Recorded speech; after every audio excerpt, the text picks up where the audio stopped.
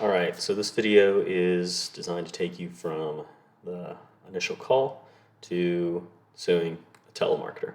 I have to start off by saying none of this is legal advice. I'm not a lawyer, I can't give legal advice. This is just my experience and what I've done. So let's start out with the call. Initially, when I got the call, I use an app called Tape a Call Pro. You have to pay something for it, some nominal fee. So I pull that up and I start recording the call. Be careful about that. In Texas, you can record calls. It's one-party consent, as I understand it. But depending on your state, you want to look at those laws. So here's where the call, where that recording begins, right at the beginning of that call. And I'll walk you through it.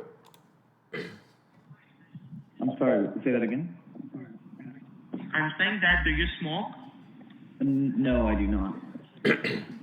Non-smoker. He jumped right into the And sales who would be your pitch. beneficiary in case if you Or like qualifying a me. like your son, your spouse, or maybe your daughter, anyone from your family, sir? My wife? Your wife, God bless you, and your wife as well. May you both live a long and healthy life. And can you please tell me it's a yes or no question that the top of the A-rated companies in US provide extra discounts if you have a valid savings or a checking account like a bank account. So I believe you do have any of these bank accounts, right? Yes, I do. Perfect, sir, perfect. And I believe you're living in the beautiful state of Texas, right? Yeah. Perfect, sir, perfect. And can you please tell me how do you pronounce your last name? Graham, Graham. Graham,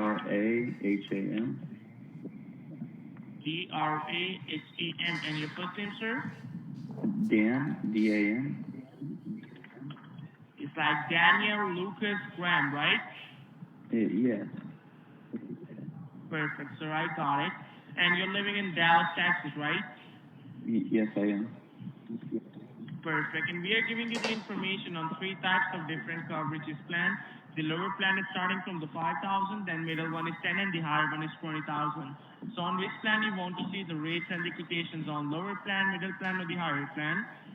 I mean, the higher plan sounds interesting. Perfect, sir. We will show you the quotation.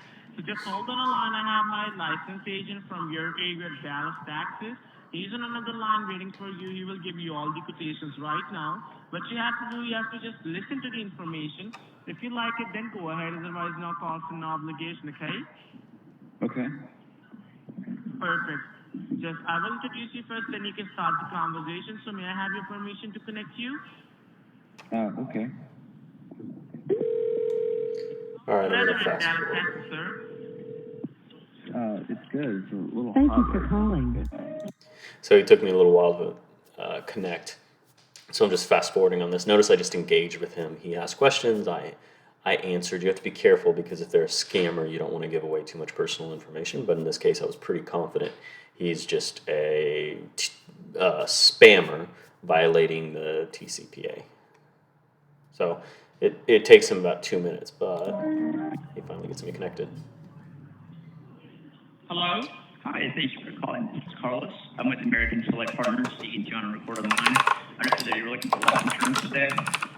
Hey, this is Kevin, and I have Mr. Dan Graham with me, Graham from Texas, 67 years young, interested to get the quotations on higher plan, which is $20,000. So when you're ready, let me know. Okay, so you said Dan Graham. He currently has 30,000. 20,000. Interested to get the quotations on 20,000. Okay. Yeah, go ahead and put him on the phone. Mr. Dan, you here? Yes, I am. Okay, you both have a good Monday. Take care. Thank you. I think You too. Hi, hey Dan. How do you sir? This is Carlos. Nice to meet you, brother. Again, can you hear me? I actually can. I didn't know if it was possibly a delay on the phone or something like that, so I just wanted to check. So if I heard right, you said you currently have $30,000 of insurance right now? Or is that 40? That's not correct. I don't. I think final expense insurance. I don't have any insurance on that right now.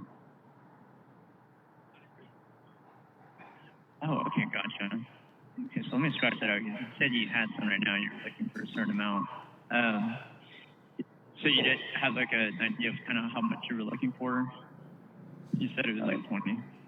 Well, yeah, I think 20 would be good. I'd be curious to know kind of what the plan works, how it works, who the insurance are, just kind of general information. Yeah, absolutely. That's definitely what I can do here for you. My job primarily. But yeah, so we're in Texas, right? I am. Are you guys in Texas as well? We are. Are you by chance close to in the Dallas area? Yeah, I'm North Dallas, so I'm right north of Addison, actually. Are you familiar with Dallas area? That's nice. Our call center is actually, yeah, our call center is in Madison. So you're. At 15510 Yeah. Wright Brothers Drive. Yeah, you got it, yes, sir. Great. So we'll stop it there. Notice what I did is I engaged with them, acted kind of slow and dumb because that's generally the kind of people they target. And then while we were talking, I looked him up and got him to confirm his address. Because when we go to court, if they try and say like, "Hey, that wasn't us," they'll try and do that. I'll say, "No, why would anyone pretend to be American Select Partners and then confirm the address?" So at that point, I asked Carlos. I said, "Hey, can I talk to a manager?" And he's like, maybe." And then he ended up just hanging up on me. And in fact, I got another call on that same day from these exact same guys, and I similar thing. I was like, "Oh, you're American Select Partners out of Addison." And he's like, "Yeah." And I said, "Oh, can I talk to a manager?" Click. So here's what we do. We've got them. These were the guys that call, spoof the phone number, which isn't allowed. Didn't identify themselves during the call, the initial call, and then of course is calling the number on the do not call list. Right? They did it twice. Actually, I got a call in between, so which I assume is also them. So 3 times. So here's what you do. Here's what I did. Okay, so we got American Select Partners. That's them. So I go here to mycpa.cpa.texas.tx.us. That, or honestly, what I always do is I just type in TX entity search into Google, and it's the first one that comes up. American Select Partners. I'm not a robot. Search, registered, check out the details. Here's what I've got. In fact, I usually print and save this just for my records. With that, I can go here. One thing to check, because sometimes companies can have similar names. Look at the address. 15510 Wright Brothers Drive, Addison. Same address. And in fact, these guys confirmed on the phone that was them. So I feel good about this was who called me, and this is registration information for that company. So I'm going to go to selfhelp.efiletexas.gov. Click here. Come down to Texas Small Claims Petition. I click it. Texas Small, yeah, there we go. It's just taking a moment to load.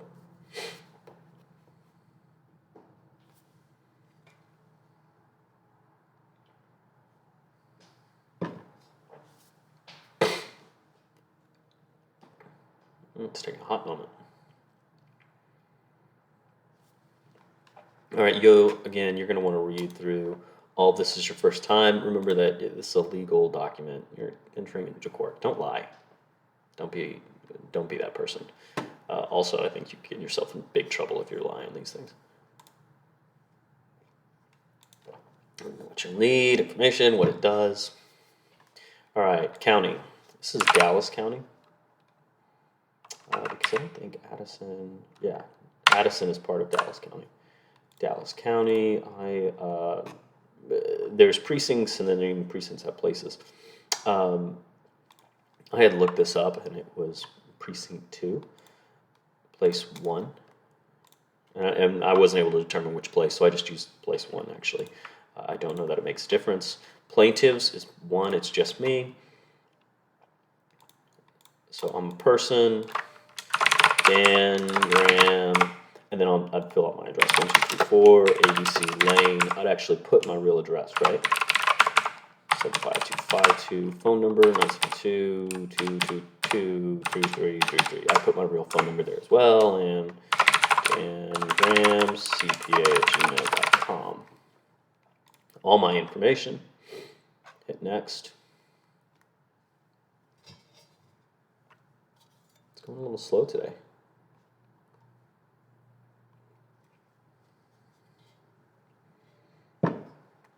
Number of defendants, just one. And that is their business. And so I'm going to copy because I want to get this right.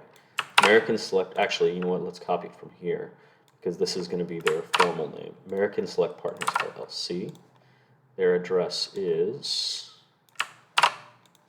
this address. Addison. I'm a horrible speller, so I always copy everything, except I do know how to spell Addison. I do know how to spell Addison. Now, here's what it's going to ask me for next. It's going to ask me for, oh, well, the phone number. So let's go here, and that's the phone number, 855-851, 855-851, 2712. I don't have their email address. Registered agent information. So this is important. Whenever you register a company across different states, you have to have a registered agent within that state. And this is exactly why. Because if I want to sue them, they need to be able to receive documents. And they might not be able to receive it here. In fact, when I sued these guys, they weren't able to receive it there. So I called and talked to the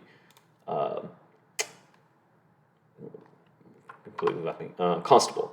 And he would service their legal documents to this guy. And so this guy is just their designated agent. It's public information. He can receive documents on their behalf according to their information they've registered with the state.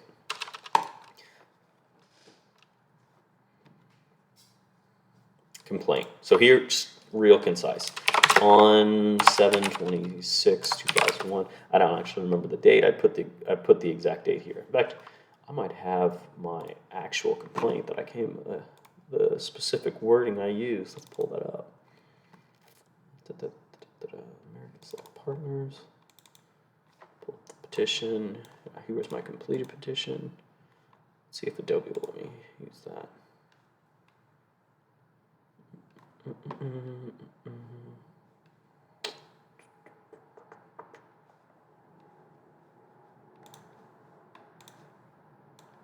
Yeah, here we go. Let's see if I can copy that. No, I can't. Okay. American Select Partners and or their marketing agents called me multiple times when my number is on the national do not call list. They did this in violation of the TCPA and either knew or should have known these violations were happening. Something to point out, I'm not proving my case here. All I'm doing is laying out the facts. And in fact, what I usually do, but don't have the information from me, is I usually put the date. American Select and their agents called me multiple times and my number is listed on the national do not call list. So I would generally put 214-222-333 national do not call list multiple times on, let's just say it was 7/20/21. And that's just more specific because they're going to have to research this and answer that. Not proving my case at this point, just listing my complaint.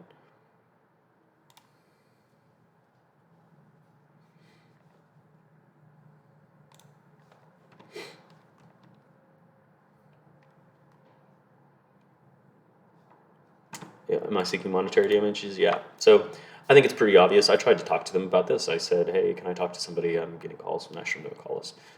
I've asked that before. And generally I get hung up on, which is a pretty good indicator if they're hanging up instead of talking to me, that they know what they're doing and they just don't care. I have talked to people about it, and they said, "Oh my God, we're so sorry. We didn't want that. Like, here's the situation. Just let it go." That's pretty rare, though. So it's intentional. It's 3 calls. I had 2 calls specifically from them, and then 1 call in between that I'm pretty sure was from them, that I can ask for documentation of that and discovery. And so I'm going to ask for $1,500 per call plus the about $130 it's going to cost me to file this. So I'm going to ask $4,630. Nope. And then anything else. I don't know if this can happen, but remember, this is about ending this. It's not just about money, right? So order to disclose, I can't spell, disclose their marketing partner and implement appropriate TCPA compliance procedures. This is just other damages, let's see exactly what it said. Non-monetary damages, or non-monetary, please describe any additional relief. Yeah. So I want an order for them to have to disclose who their marketing partner was that called me, and I want them to have to implement TCPA procedures, TCPA compliance procedures.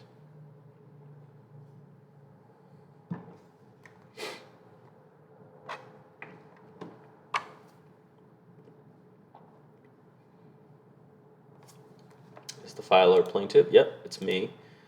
Date of birth, 1986. That's actually not my date of birth. That's very close, though.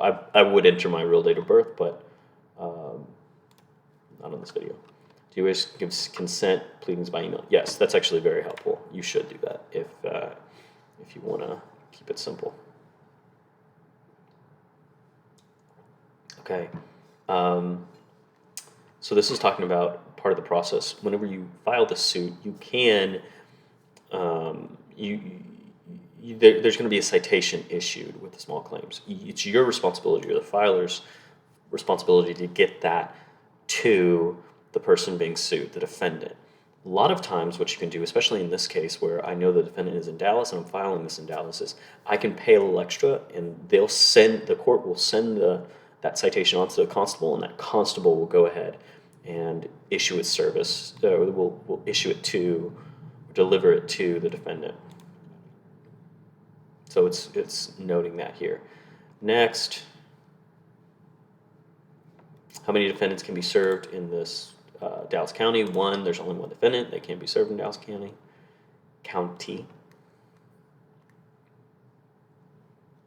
Do you want to have the sheriff or constable do that? Yep. This is a survey. If you've never done this before, you should take the survey. You can see I've already taken it, and they recognize that. You've completed the interview. Proceed.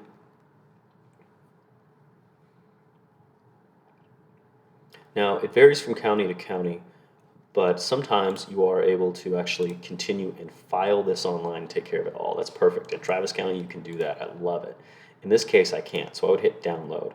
So I can't, there's no next button here. So what I did is I've got my little petition here.